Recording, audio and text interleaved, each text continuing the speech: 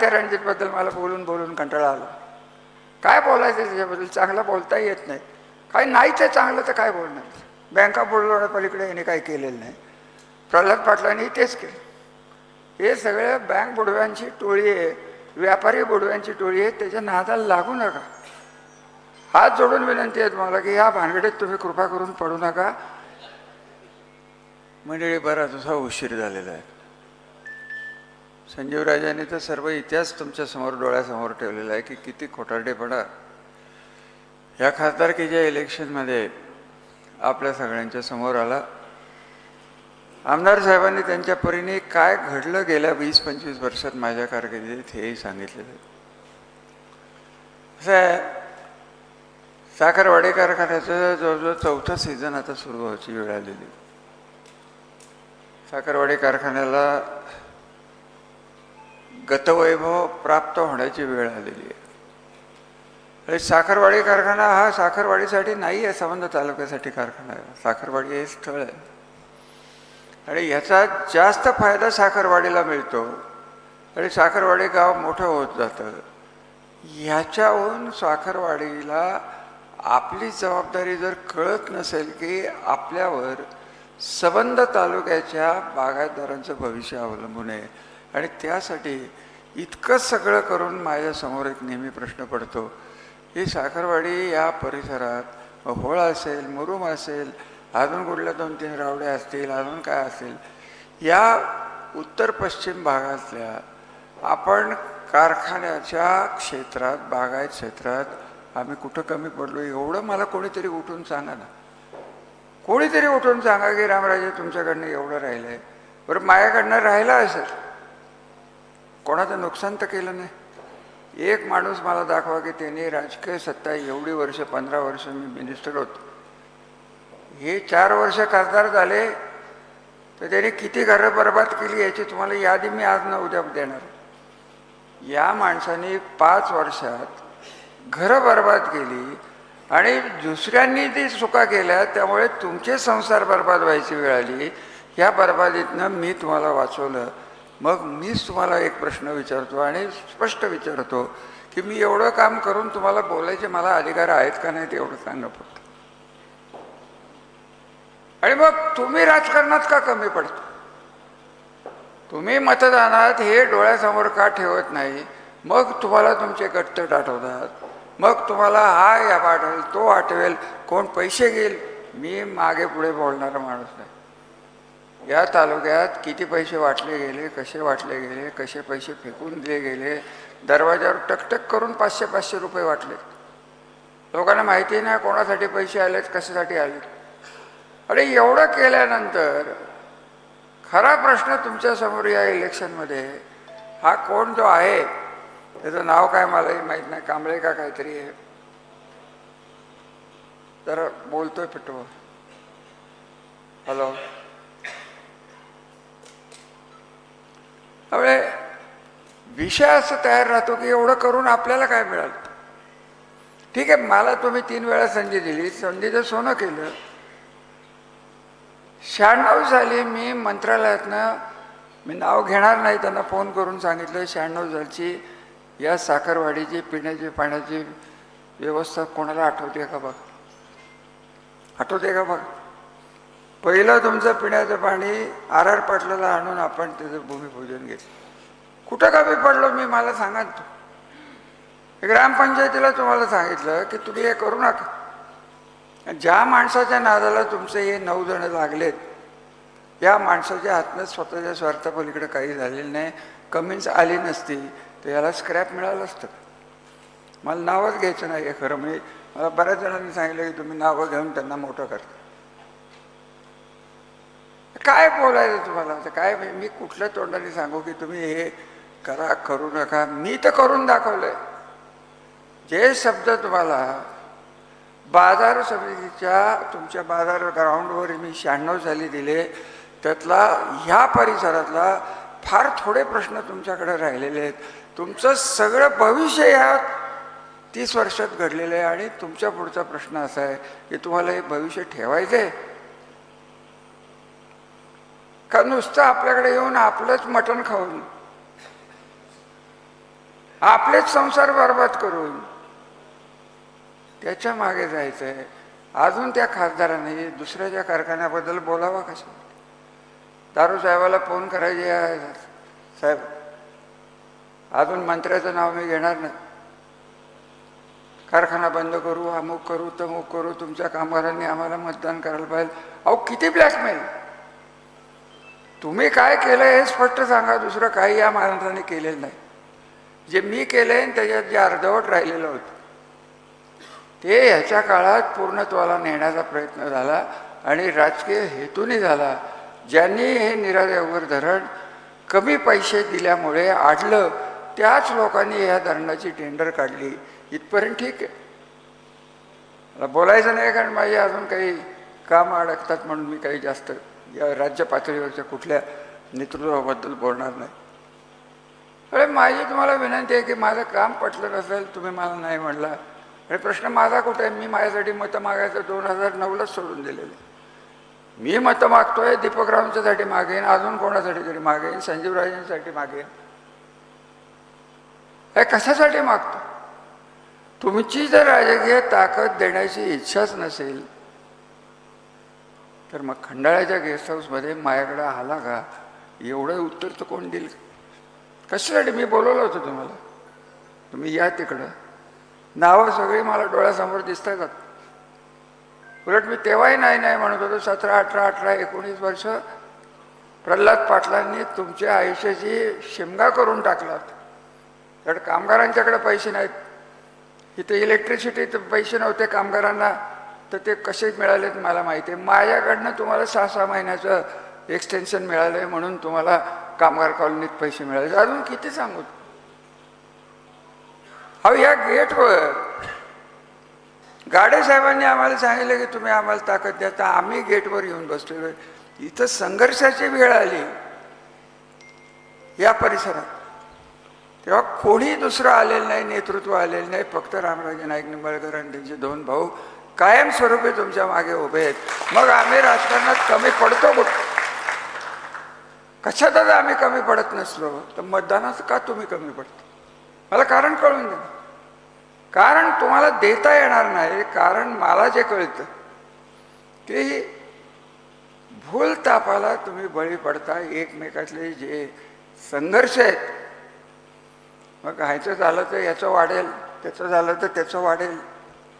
एक कुठंतरी यावेळेस थांबा. आपल्याला आपल्या भविष्यासाठी लढायचं आहे की नाही हा निर्णय आजच्या सभेत तुम्ही घ्या. विकासाला आज यादी शंकररावने वाचून दाखवलं.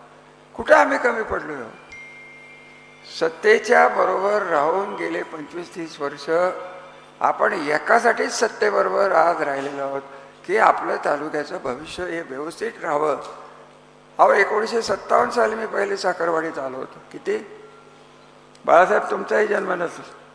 1957 माझ्या बहिणीची स्कॉलरशिपची परीक्षा इथं होती.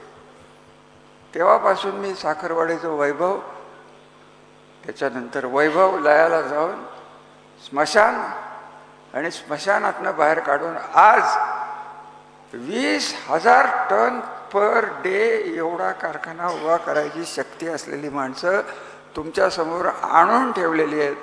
त्यांना तुम्ही संरक्षण देणार आहात की नाही याचाही निर्णय तुम्हाला करायला लागणार आहे. उगाच काहीतरी उगाच काढायचं.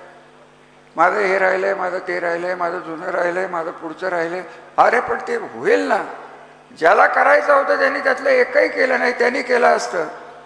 प्रल्हाद पाटलांनी याच्यातला कुठला प्रश्न सोडवला एवढं मला सांगा ना. ते आज मला म्हणतात की रामराजांनी फसवलं. मी तुमच्या दारात आलेलो नव्हतो पाटील. धनंजय पाटील माझ्या घरी ते कागदपत्र घेऊन आले होते की या कारखान्याचं संबंध बॅलन्स शीट त्यांनी मला आणून दिलं. मी बोलवलं होतं धनंजय पाटलाला. अजिबात काय करायचं आहे. मला श्रीराम कारखाना होता, माझ्या वाडवडिलांनी काढलेला कारखाना होता, तो मी वाढवत बसलोस. जबाबदारी मुक्त झाली असते, अजून काही करता आलं असतं. म्हणजे 7-8 महिने एक सुप्रीम कोर्टापर्यंत यांच्याशी लढत दिली. त्यांनी काय केलं नाही आपले चेअरमन की वाचवण्यासाठी. याला काही मर्यादा नाही. आणि आज हेच चाललेलं आहे. आणि आमदार साहेब तुम्ही लाख मोलाचं बोलला की हे कारखाना चालल्याचं काय न चालल्याचं त्यांना काही सुखदुःख नाही.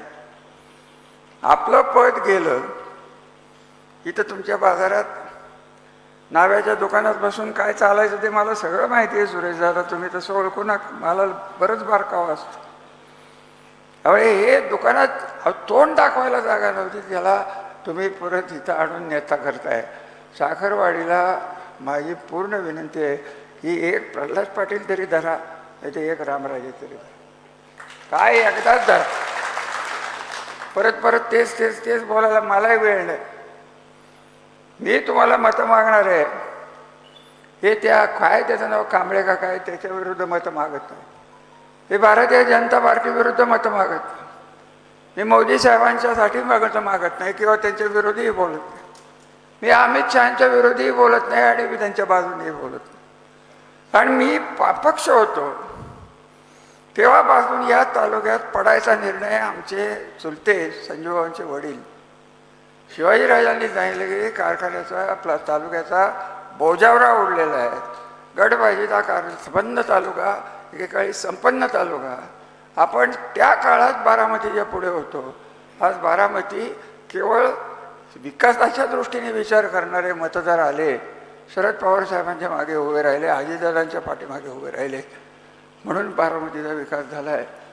हे आपल्याला कसं विसरता येतं हे मला कळतं. आज सगळं जे दिसतंय हे पवार साहेबांना राजकीय ताकद बारामतीने दिली की नाही एवढं सांगा मला. पण तुमचं माझं काय बिघडलं आहे का? तुम्ही एक कधी थांबवणार याचंच उत्तर मला पाहिजे. नसेल पाहिजे आपलं सुरवडीला जा. त्याच्याहून चांगला लवकर जर वाटोळं करायचं असेल तर उपळव्याला जा. पण जा कुठंतरी एकाच ठिकाणी कायम राहा. आज सत्ता आहे म्हणून इकडं, आज कारखाना आहे म्हणून इकडं, कारखाना मतदानाला तिकडं, ही चालूगिरी आता मी खपवून घेणार नाही. मी तुम्हाला आपलं स्पष्ट सांगतो, जे बरोबर आहेत ते बरोबर आहेत, म्हणजे नाहीत त्यांना खड्यासारखं वगळण्यात येईल, हे मी तुम्हाला स्पष्ट सांगतो. माझ्याच्याने ते होत नाही, माझ्या स्वभावात ते बसत नाही. कारण मी जे केले आयुष्यातल्या 30 वर्षाचा दिवस रात्र तुमच्यासाठी खपलेला माणूस आज आपलं दुःख व्यक्त करण्यासाठी, मतं मागण्यासाठी तुमच्यासमोर उभा नाही आहे. मला याचं दुःख वाटतं की मी माझ्या लोकांना का सांभाळू शकलो नाही. मी माझ्या लोकांना का संस्कृतीकडं की ज्याचा विकास महत्त्वाचा आहे, स्वतःचा स्वार्थ महत्त्वाचा नाही. हे मी पाळणारा माणूस, माझा आजोबा पाळणारा माणूस, माझे चुलते पाळणारे माणूस, आमचं सगळं घर हे पाळतं की जनता ही जनतेसाठी असतं. राजघराण्यात नुसतं जन्म घेऊन होत नाही आणि स्वतःला राजा समजून राजघराणा होत नाही. राजाची भावना ज्यांच्या मनात असते त्याला राजघराण्यात जन्म घेण्याची गरज नसते. राजा हा दुसऱ्यासाठी जन्माला आलेला असतो.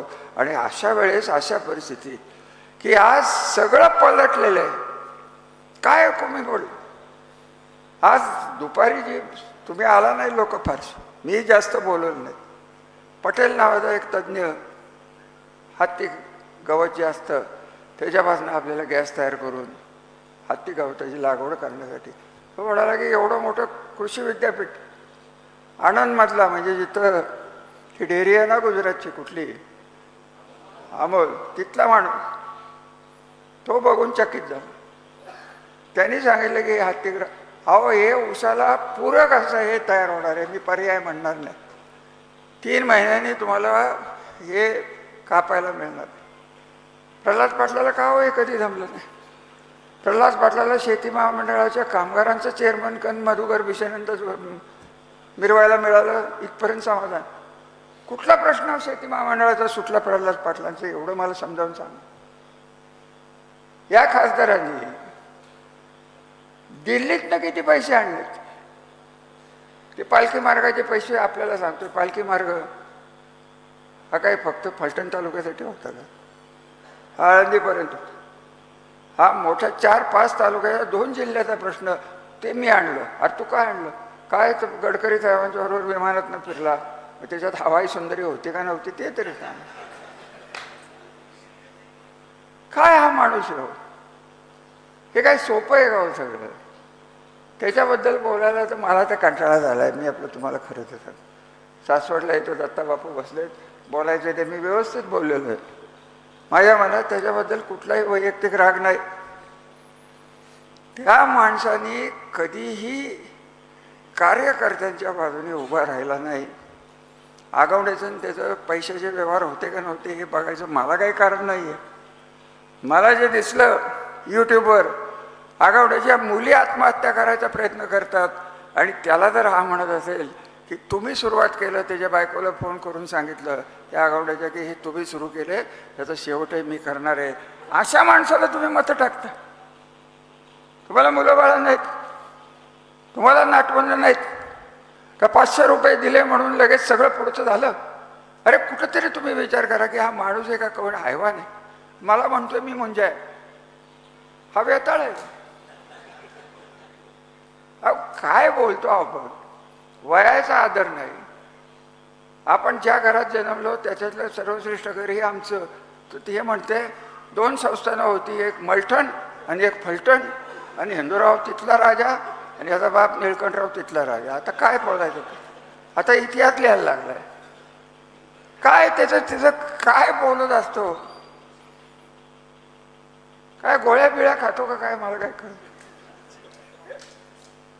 आणि पाण्याचा प्रश्न, संजीवा बोलले खरं, तुम्ही एवढे बागायतदार आहात, एकाचा ऊस तरी कमी झालाय का? एकर हात वर करून सांगा.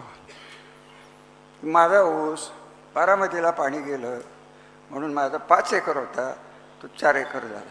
आहे हिंमत? आता वाढला तर मग काय पाणी चोरल्याशिवाय वाढतोय का? हवे निरादेवरचं पाणी त्याने जरी बारामतीने घेतलं तरी आपल्याला कमी पडत नाही. त्याचं कारण असं आहे, पत्रकार बंधू हे नीट लिहा, चौकट जमली तर टाका पवार साहेब. आणि हे बोललो मी सासवडला, कोणी लिहिलं नाही की आपण जे हिशोब काढतो, नीरा नदी भीमेला मिळते, भीमा नदी कृष्णेला मिळते, आणि कृष्णेला सांगलीच्या बॉर्डरवर राजापूरचं एक बंदर आहे, तिथं CWCचा 1 मीटर आहे, तिथं सबंध कृष्णा खोऱ्यातलं पाणी एकत्र होतं. कोल्हापूरमधनं, सांगलीमधनं, पुण्यामधनं, आपल्याकडनं, सातारकडनं, आणि त्याचा हिशोब CWC काढतं आणि लवादाप्रमाणे जातं. तर आपण शहाणपणा असा केला की खरीपाचं पाणी जे असतं ते तुम्हाला आता मिळतंय, मिळालं मागच्या वेळेस, खरीपाचं मिळालं का नाही एवढं सांग. हे आम्ही दाखवतच नाही. बारामतीने घेतलं, काय बिघडलं? आपलं पाणी आपल्यापर्यंत गेलं. हे बारामतीत काही गेलेलं नाही, अर्धा पाऊण TMC जास्त गेले. आणि ह्यांनी तर सांगोल्यात अहो कृष्णा महामंडळाची स्थापना वगैरे तर हा विषय सोडून होते. मला कृष्णा महामंडळाचं एक चित्र आठवतंय. हे हैराण केलं होतं मी मनोहर जोशी. कमीत कमी 5 आमदार घेऊन आम्ही त्यांच्या उरावर जायचो ना, आम्हाला मंत्रिपद नको, आम्हाला फक्त आमचं पाणी द्या, कारण आम्ही दुष्काळी भागातले लोकप्रतिनिधी आहोत. मोठ्या माणसाला पाडून आम्ही आमच्या लोकांनी काही अपेक्षेने ठेवलेले आहेत. मग तेच मुख्यमंत्री इथं आले, त्यांनी कबूल केलं.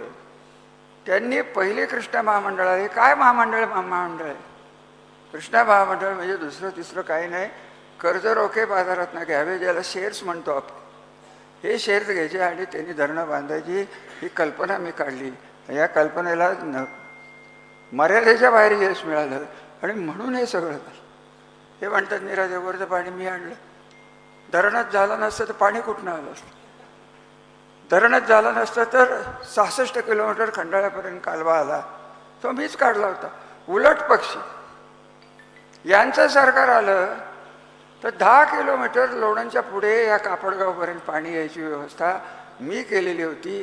ती यांच्या सरकारने, तत्कालीन सरकारने सगळ्याला स्टे दिला, त्यात त्या टेंडरलाही स्टे दिला. अहो किती सांगायचं यांचं? हे सगळं जे चाललेलं आहे हे तात्कालिक इलेक्शनसाठी यांचं चाललेलं असतं. आणि आजही ते उभे राहत आहेत, आजही प्रचार करतायत, आज या कांबळेसारखं बुजगावणं उभं करतायत. त्यांना माहिती आहे की आपली पत भारतीय जनता पार्टीच्या दरबारात खासदारकीत संपलेली आहे. आणि जर आमदार निवडून आणला तर मलठणमध्ये जाऊन बाणगंगा नदीत मासे पकडण्याशिवाय दुसरा धंदा राहणार नाही, हे पक्क आहे. आणि त्यासाठी त्यांचा जीवाचा आटपट चाललेला आहे. त्यांना काय करायचं ते करून द्या. मी तुम्हाला माझ्या केलेल्या कामाची पावती आणि तुमच्या भविष्याची जी सुरक्षितता ठेवण्यासाठी यावेळेस मी इथं उभा आहे. इथं उभा आहे, हे सगळं केलंय, कोणाच्या हातात देऊ?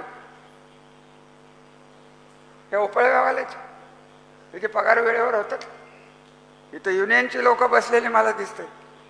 युनियनमध्ये स्वराज्य डेअरीची, स्वराज्य कारखान्याचे कामगार घातले गेले की नाही सांगा पहिलवान, घातले गेले की नाही इलेक्शनच्या दृष्टी? खरं का खोटं आहे मला सांगा. कसंही करून पाटलाला तिथं अध्यक्ष व्हायचं होतं, म्हणजे आपलं काहीच राहत नाही, निदान दारू साहेबाला ताप द्यायला तर ते पद उपयोगी पडलं असतं. ही भावना यांनी म्हणायचं कमीच बंद पडतं. आणि आपण म्हणायचं काय, उपळव्यात किती अत्याचार होऊन द्या, किती बिलं मागायला गेलेल्या माणसाचं रक्त सांडून द्या, आम्ही त्याच्या विरुद्ध चकार शब्द बोलणार नाही. हे पलटण तालुक्याने राष्ट्रीय कर्तव्य म्हणून गेले 5 वर्ष नाही 10 वर्ष पाळलेलं आहे. आणि ज्या प्रल्हाद पाटलांनी तुमचे संसार बुडवले त्याच्यावर विश्वास ठेवून तुम्ही जर आम्हाला नाकारणार असाल, आता तुमच्यासाठी काय करू एवढं मला जाताना सांगा. आता काय राहिलंय करायचं, मला काय करायचं आहे भविष्यात, हे तर ठेवायचंच आहे ठेवायचं. आज सीबीजी सारखी ही सीबीजी तुम्हाला कळेल 15 दिवसात काय भरलं.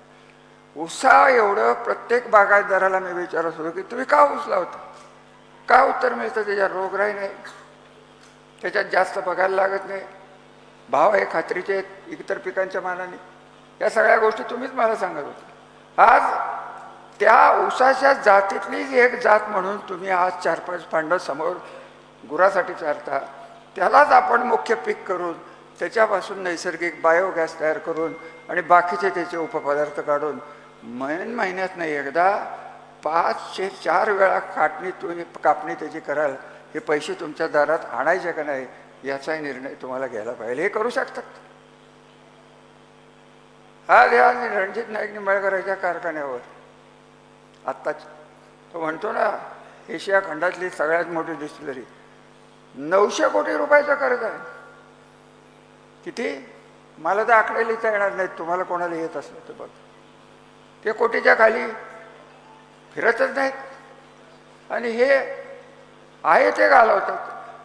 अहो मी काय काय ऐकलं या साखर व्यापाऱ्यांच्याकडनं, तुमच्या गोडाऊनमध्ये आता इथं शरदराव बसलेत, गोडाऊनमध्ये बाहेर थप्पी पोत्याची आणि मागं काहीच नाही, आणि ते बँकेला दाखवायचं आणि तेच व्यापाऱ्याला दाखवायचं आणि तीच पोती.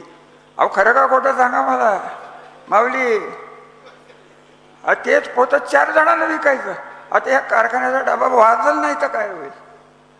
मी 85 सालपासून पाटलांना सांगतो, हे पाटील हे चुकीचं चाललंय, अत्यंत चुकीचं चाललंय. तुम्ही घातक खेळ करता आणि तुमचा फुगा आज ना उद्या फुटेल. फुटला आणि ते रामराजांच्यामुळे फुटला. मी तुम्हाला सांगितलं हे उद्योग करा, मी तुम्हाला सांगितलं की पैसे कसे इकडून तिकडं फिरवा, मी तुम्हाला सांगितलं धनंजय पाटलाच्या इस्टेटीवर पैसे कर्ज काढा आणि ते कुठं घातले त्यांनी कोणी, मी तुम्हाला सांगितलं 14 कोटी रुपये कामगारांचे थांबवले, कापले तर कापले. त्यातले परवा 7 कोटी मिळाले की नाही सांगा, 3 कोटी कसा. जे उपोषण करते होते त्यांना मी सांगत होतो की तुम्ही पार्टी व्हा. मी प्रल्हाद पाटलाच्या विरुद्ध तुम्हाला केस करायला सांगत नाही आहे, मी PFच्या डिपार्टमेंटच्या विरुद्ध केस करायला सांगतो. आणि ते जर या उपोषणकर्त्यांनी केलं असतं, जे रिटायर झालेले कामगार आहेत त्यांचे जे काही पैसे राहिले होते ते या 4-5 कोटीत सहज निघून गेले असते. शंकर यांनी करायचंच नाही ठरवलं, त्याला आपण काय करू. काही जरी झालं, आता प्रल्हाद पाटलांना पडणारी स्वप्न, प्रल्हाद पाटलांना दुबईमधनं 150 कोटी येणार होते. खरं का खोटं, खरं का खोटं एवढं सांगा. अहो शरदरावला काय तुम्हालाही माहिती आहे, स्टँडवर शंकरराव कोणाचं कोणाला माहीत नाही एवढं सांगा. आणि माझं तर तुम्हाला हात जोडून विनंती आहे, तुम्ही ज्येष्ठ नेते आहात तिथले, तर जरा इलेक्शन होतोपर्यंत स्टँड बंद करा, सगळ्यांनीच करा. नाही तर मी येऊन बसीन तिथे, चालेल का, मला काय वाटत नाही. तुमची दुकानं नाही, माझंच दुकान चालू ठेवा फक्त. आता तुमचे पडून द्या, मग काय करायचंय तुमच्या दुकानाला. माझं दुकान बंद पडलं तर तुमचं दिवाळच आहे. आपा हे कुठंतरी थांबवायला लागणार आहे. आणि ही ताकद आज जी वाया घालवायला लागते. आज एवढ्या सगळ्या भानगडीत सीबीजीचं उडकलंच ना, उडकलं की नाही एवढं सांगा. तुम्ही म्हणणार काय होणार आहे? काय नाही, ऊसाला पर्याय म्हणून होणार आहे, ऊसाला पूरक म्हणून होणार आहे. ऊसाला 50-60 हजार रुपये तुम्हाला मिळतात, एवढेच पैसे त्याच्यातनं मिळणार, विना सहाय्यच मिळणार आहे. जे ऊसात कारखान्यात आपण करतो की त्याची कापणीपासून सगळं हे आम्ही करणार, आमची कंपनी करेल आणि ती तुम्हाला देऊन टाकेल आणि ऊसाचं त्याचं जे काय करायचं ते करतील, गॅस तयार करतील, नाही तर खतं तयार करतील, काय करायचं ते करतील. तुम्हाला ऊसा एवढे पैसे मिळाले तर तुमचं भागतंय की नाही एवढं सांगा बस. आणि तेवढी जबाबदारी माझी आहे. त्यासाठी शेतकऱ्यांची कंपनी मी काढणार आहे आणि यावेळेस मीच चेअरमन होणार आहे, आधीच सांगतो. हे बाकीच्या कोणाचं ऐकणार नाही. आणि तुमच्या हातात सत्ता दिली ती त्याचं उदाहरण सुरवली. त्याचं उदाहरण आता नावं घेऊ नका. आज मला आनंद आहे की गाडे साहेबांचे चिरंजीव आमच्याबरोबर आहेत. मुलगा इथं आला, मला फार बरं वाटलं. गाडे साहेबांच्यासाठी तर आम्ही आलो. गाडे साहेब सोडले तर चिमटरावून आमची काय भांडणं होती. कोणाकडे कारखाना जाणार होता, आम्हाला काय करायचं होतं. फलटण आमच्याबरोबर होतं, लोक आमच्याबरोबर होते, दुष्काळी भाग आमच्याबरोबर होता. साखर कारखाना तेव्हा आला नसता असता काय फरक पडला असता. हे सगळं केल्यानंतर गोळाबेरीज इथे एकच आहे की हा निर्णय ऐका की एकमेकाचे पाय ओढायचं तेवढं थांबा. मी कशाला येतोय की एक आमचं फलटणचं म्हणाला डेक्कनच्या कट्ट्यावर बसलो होतो. अरे मी डेक्कनच्या कट्ट्यावर बसलो होतो का नव्हतो हे तुला, माझा तुला जन्म तरी झाला होता का? ते आहे 150 आमच्याकडे. आणि हिंदूरावने मला कट्ट्यावरून आणलं. आता हिंदूरावसाठी काय बोलू तुम्हाला. हिंदूरावचा संसार 95 ते 99 मी चालवला आहे. तुम्हाला खरं सांगायचं हे बोलू नये दुसऱ्याबद्दल. घर आहे आपलं. हा काय सांगतो मला, 1.5 दमडीचा साप होतो. काय त्याला कळते त्यात. एवढं सगळं इंग्लिश बोलतो, फडाफडा बोलतो तू. आता कोणाला तरी म्हणला, मी म्हणलं सासवडला की त्याच्या मुली चांगल्याच बिचाऱ्या मला भेटल्या. मी गेलो होतो गव्हर्नरकडे. तिथे दात वचकत रस्त्यातच उभं होतं. त्याच्या मंडळी होत्या आणि त्याच्या मुली होत्या. त्या मुलींनी आपलं मला नमस्कार केला, मी नमस्कार केला, त्याच्याकडे लक्ष दिलं नाही. त्यांच्या मंडळी माझ्या मित्राचीच मुलगी आहे, तिला नमस्कार केला आणि पुढे निघून गेलो. तेवढं बोललो की माझ्या मुली कोणी भेटलो यांना. अरे तुला काय करायचं आहे, तू आगवण्याच्या मुली जाळत बसलायस, तेवढं बाहेर काढ की जर. अहो काय त्या आगवण्याचं केलं, त्या आगवण्याबद्दल मला काही सहानुभूती नाही. कार्यकर्ता जपावा का घालवावा एवढं मला उत्तर द्या. आणि एकाने बोलायचं नाही. या तालुक्यातनं एवढं सगळं आगवण्याचं पुराण झालं, एकाने बोलायचं नाही, पत्रकारांनी बोलायचं नाही, कोणीच बोलायचं नाही. अहो ही अजून याच्याहून कुठली दहशत पाहिजे तुम्हाला. तक्रार करायला तयार नाहीत लोक. आणि त्याला जर सत्तेतनं साथ मिळत असेल तर आम्हाला बऱ्याच गोष्टीचा विचार करायला लागेल. आणि मग आमच्या तालुक्यासाठी आणि तुमच्या भविष्यासाठी 76व्या वर्षी मी संघर्षाला उतरणार आहे हे मी तुम्हाला सांगतो. आणि हा संघर्ष कदाचित माझ्या आयुष्यातला शेवटचे इलेक्शन असू शकते. आणि मला त्याचा कंटाळा आला आहे. मला काय करायचं आहे मी तुम्हाला सांगतो. मला कृत्रिम बुद्धिमत्ता नावाचं एक क्षेत्र नवीन तयार झालेलं आहे. ती मुलं मला तयार करायची. काय कृत्रिम बुद्धिमत्ता, तुमच्या मोबाईलवर जाऊन बघा, सगळे मोबाईलवर मेसेज जे करता ना त्यापेक्षा AI बघा, मग कळल मामा काय भानगड आहेत. संबंध चित्र बदलणार आहे. डाटा ही संपत्ती होणार आहे. डाटा म्हणजे काय, माहिती. दीपक चव्हाणांच्याकडं काय आहे काय नाही, दीपक चव्हाणांची आई कोण आहेत, वडील कोण आहेत, हे अमुक तमुक, हा डाटा. तो आता हे आपण आणायचं का नाही. हा प्रल्हाद पाटील आणि रणजित नाईक निंबाळकर यांच्यावरच अडकून राहायचं. याने आपलं जीवन एकदा संपवून टाका. तुम्ही माझं फक्त एकच ऐक, यावेळेस आमदार केला, पार्टी बघू नका, काही बघू नका. त्या कांबळेचं डिपॉझिट घालवायची हमी घेताय का सांग. बाकीचं काय मला बोलायचं नाही. काय त्या रणजितबद्दल मला बोलून बोलून कंटाळा आला. काय बोलायचं त्याच्याबद्दल, चांगलं बोलता येत नाही. काय नाही ते चांगलं तर काय बोलणार. बँका बुडवण्यापलीकडे याने काही केलेलं नाही. प्रल्हाद पाटलांनी तेच केलं. हे सगळे बँक बुडव्यांची टोळी आहे, व्यापारी बुडव्यांची टोळी आहे. त्याच्या नादाला लागू नका. हात जोडून विनंती आहे तुम्हाला की ह्या भानगडीत तुम्ही कृपा करून पडू नका. उगाच आपलं काहीतरी येऊन पाटील सांगतो म्हणून तुम्ही जर तिकडे जाणार असाल तर मी परत एकदा सांगतो की परत मला बोलवू नका. धारू साहेब येतील का नाही, रुपारेल मॅडम राहतील की नाही हे तुमच्यावर अवलंबून आहे. तुम्ही जर त्यांना ताप दिला, आहे ते विकून निघून जाणारी मंडळी आहेत, त्यांना पैशाची गरज नाही आहे. मी त्यांना सांगितलं, माणुसकीतनं ती लोक इथं आलेली, पैसे तर कमवणार, तोटा करायला कोण धंदा करत नाही, पैसे कमवणार, पण माणुसकीने कमवणार, बँका न बुडवता कमवणार, तुमचा संसार सांभाळणार. अहो तुमच्यातला एक तो पैलवान कुठं होतो, कामगार पडला होता बघा, पंडित का काय तो मेला बघा, पंडित प्रीती मॅडम रात्रभर झोपल्या नाहीत शंकर. इतकी माहिती मी वळली की हा कामगार आपल्याकडं खरंय का कुठे जगतात. अशी माणसं तुम्ही सांभाळणार नसाल. त्याच्या आधी शिरगावकर, काय शिरगावकरांनी पाप केलं होतं, नीट चालत होतं ना. आणि तेव्हाही प्रल्हाद पाटील आणि शामराव भोसले दोघंही माझ्याकडे. अहो इथले मी तुम्हाला माझ्या सांगतो, मी दिवाळीत इथं आलो होतो 2002-2000 हे इथं या स्टेजच्या 5-25 तुमच्या कामगारांच्या बायका दिवाळीत माझ्याकडे आल्या, रडायला लागल्या आणि मला म्हणाल्या की आमच्याकडे दिवाळी करता येत नाही. तिथनं उठलो, फलटण बँकेत गेलो, मालोजी बँकेत 4 कोटी रुपये पाठवून दिले की नाही, राजू कुठं इथं बसलाय. हे त्यावेळेसची गोष्ट. हे काय पाटलाकडे बघून दिले नाहीत, कामगाराकडे बघून दिले. अहो रडल्या दिवाळीत, आम्हाला काही वर मतं टाकतील ना टाकतील, माणूस किती ठेवायला पाहिजे. अरे अशा परिस्थितीत तुम्ही हीच लोक, हेच घोडे माझ्यासमोर नाचवणार असाल, आणि जर मग विकासाला कुठं मी कमी पडलो आणि ह्याच्यातच जास्त वेळ गेला, तर त्या सगळ्या सत्यनाशाला तुम्ही जबाबदार राहणार, हे बाकी नक्की आहे, एवढं लक्षात घ्या. त्यामुळे विचार करून आपल्या भविष्यासाठी ही राजकीय क्षेत्रातली, तालुक्यातली, जिल्ह्यातली लोक घालवणं गरजेचं झालेलं आहे. इथं पार्टीचा प्रश्न राहिलेला नाही. हे दोघं आधी कुठले होते, काँग्रेस पार्टीत. प्रल्हाद पाटील कुठल्या पार्टीत आहेत ते त्यांनाच माहिती असतं. सकाळी 6ला उठले की शरद पवार माधवराव आपट्याला घेऊन, दुपारी पृथ्वीराज चव्हाण हिंदूरावला घेऊन, तिसऱ्यांदा मंत्री कोण विलासराव गुंडाळकर आला की लगेच घरी बोलवून माझ्याकडे या. अहो हे कुठपर्यंत नाटकं चालायची. ही नाटकं थांबवणार असेल तर मला या भानगडीत पाडा, नाही तर मी माझं नाटक असं तयार करणार आहे यावेळेस.